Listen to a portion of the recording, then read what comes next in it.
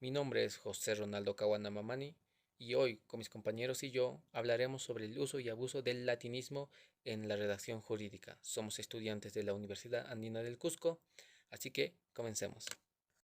¿Por qué hablar del latinismo en la redacción jurídica? Buenos días, buenas tardes y buenas noches a todos. Hoy quiero comenzar abordando un tema fundamental para quienes ejercen el derecho y para los que estudiamos el derecho: el uso del latinismo en la redacción jurídica. ¿Qué es el latinismo? Un latinismo es una palabra o expresión tomando directamente del latín y usada en otra lengua, en este caso el español jurídico. Algunos ejemplos comunes que probablemente hemos escuchado son el habeas corpus, indubio pro reo o per se. Estas expresiones no son simples adornos, tienen significados técnicos y precisos dentro del derecho. ¿Por qué están presentes en el lenguaje jurídico? La presencia del latín en el derecho no es casual.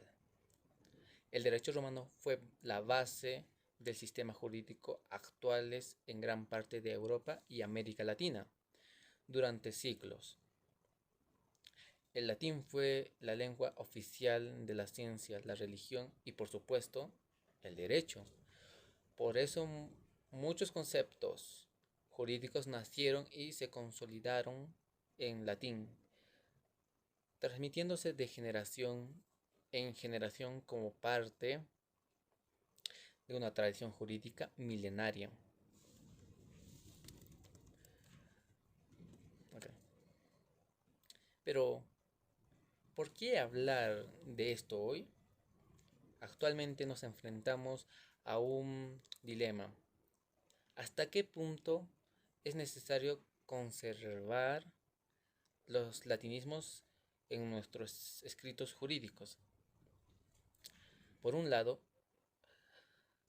representan la tradición, exactitud técnico y estatus profesional, pero por otro lado, dificultan la comprensión del derecho para la ciudadanía en general e incluso para estudiantes o profesionales jóvenes del derecho. Ahora, tradición versus claridad. Ahí está el centro del problema. Debemos seguir usando expresiones en latín que pocos entienden solo por respeto a la tradición, o debemos adaptarnos a un lenguaje más claro, accesible y moderno. No se trata de rechazar el latín por completo, sino de reflexionar cuándo es útil y cuándo es un obstáculo. En este podcast hablaremos del latinismo y mis compañeros darán a conocer más de este tema.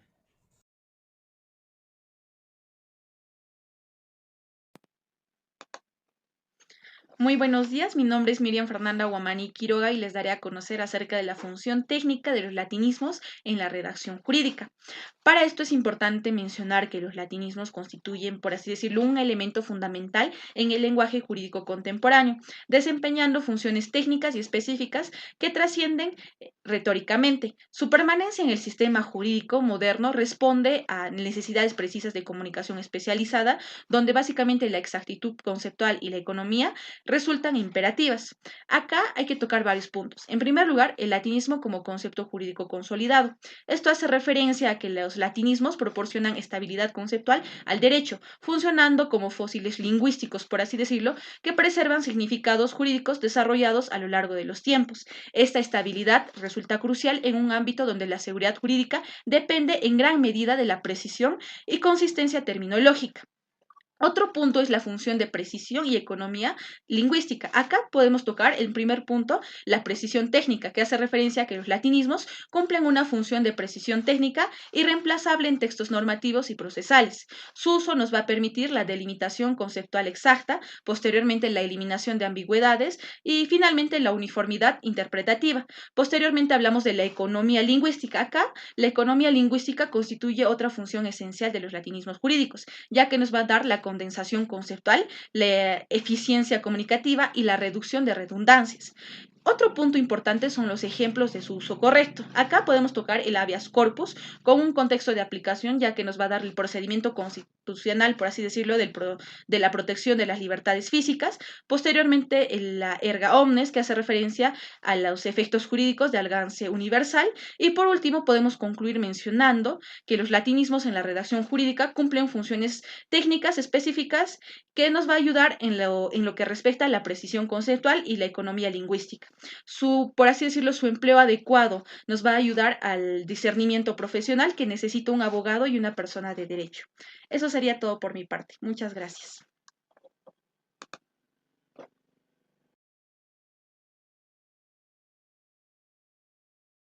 Bueno, el día de hoy les vamos a hablar sobre el abuso de latinismos. En el ámbito jurídico, los latinismos han sido tradicionalmente herramientas muy importantes.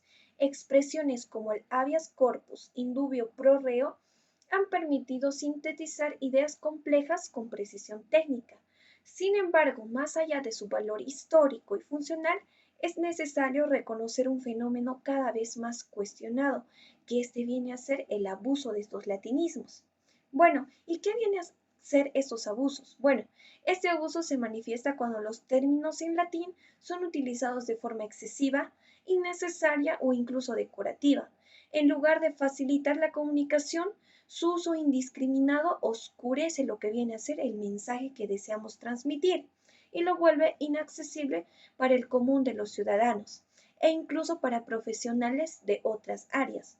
Se pasa de un uso técnico a un uso ornamental, que muchas veces responde más allá del deseo de parecer, en este caso erudito, que a una verdadera necesidad jurídica.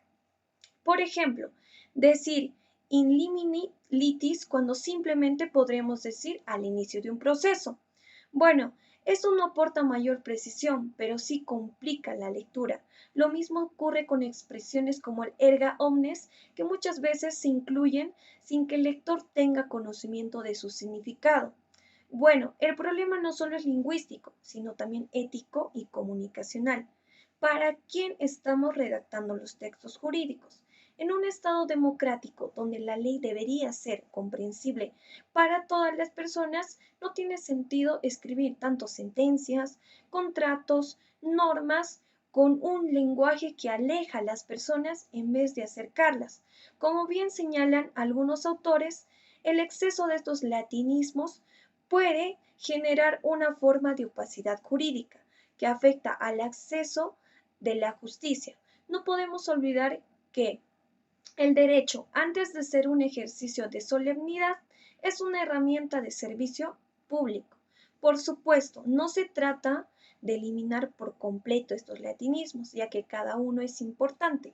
Más bien implica usar estos latinismos con criterio y relevancia.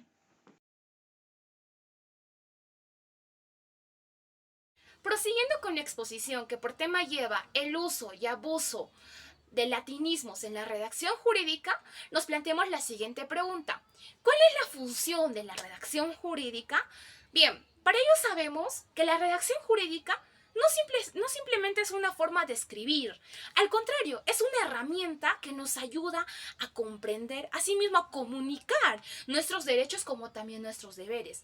Asimismo, este nos ayuda a comprender los procedimientos, asimismo las consecuencias legales que va a tener este en adelante, ¿no?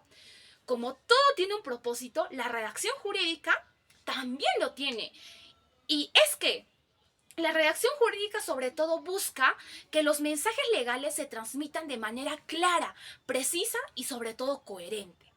Ahora, Esto es muy esencial, no simplemente para abogados, jueces, fiscales o personas conocedoras de derecho, no, claro que no, al contrario. Esto básicamente va dirigido para todas las personas en general, desde empresarios, funcionarios, etcétera, a miles de personas que tienen diferentes oficios, ¿no? Entonces, si tú quieres tener una muy buena redacción jurídica, antes tienes que tener un muy buen lenguaje jurídico, que tiene que ser tanto comprensible como también accesible. Gracias. Bueno, continuando con la exposición, yo les voy a hablar del uso razonado de latinismos en la redacción jurídica. Criterios justamente para un uso razonado. Como primer criterio les voy a tomar el punto primero, priorizar la claridad y comprensión.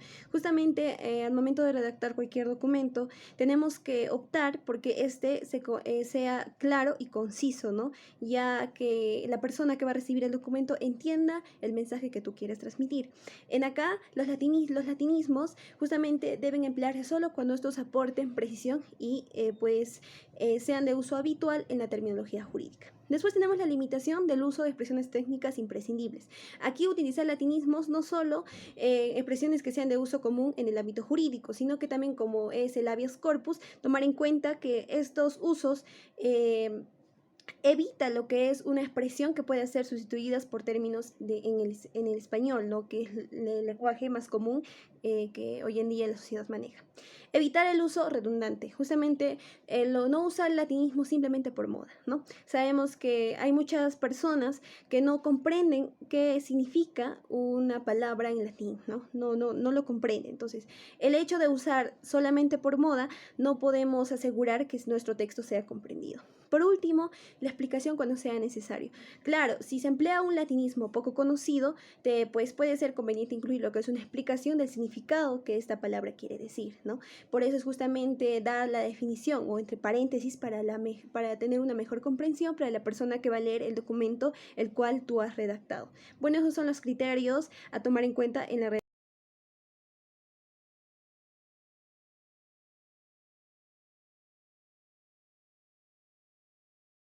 En conclusión, en el ejercicio de la redacción jurídica, el equilibrio entre la tradición y la claridad es fundamental.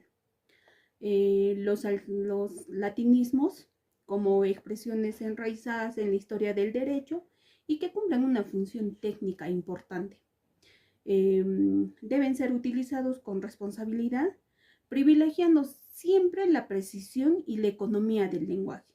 Sin embargo, su uso excesivo o innecesario puede convertirse en una barrera para la comprensión, afectando el principio de acceso a la justicia y la inclusividad del sistema legal. Por ello, el desafío central consiste en emplear los latinismos de manera razonada, reservándolos para aquellos conceptos que no tienen equivalentes claros en español o que son ampliamente conocidos en el ámbito jurídico. En la mayoría de los casos, optar por un lenguaje sencillo, directo y comprensible favorece una comunicación más efectiva sin sacrificar la rigurosidad técnica, ¿no? Bueno, en definitiva, la tarea es construir un lenguaje jurídico que mantenga su carácter técnico, pero que también sea accesible para todos los ciudadanos, promoviendo una justicia más transparente, cercana y eficiente. Solo así lograremos que el derecho sea realmente una herramienta al alcance de quienes deben conocerlo y ejercerlo. Gracias, es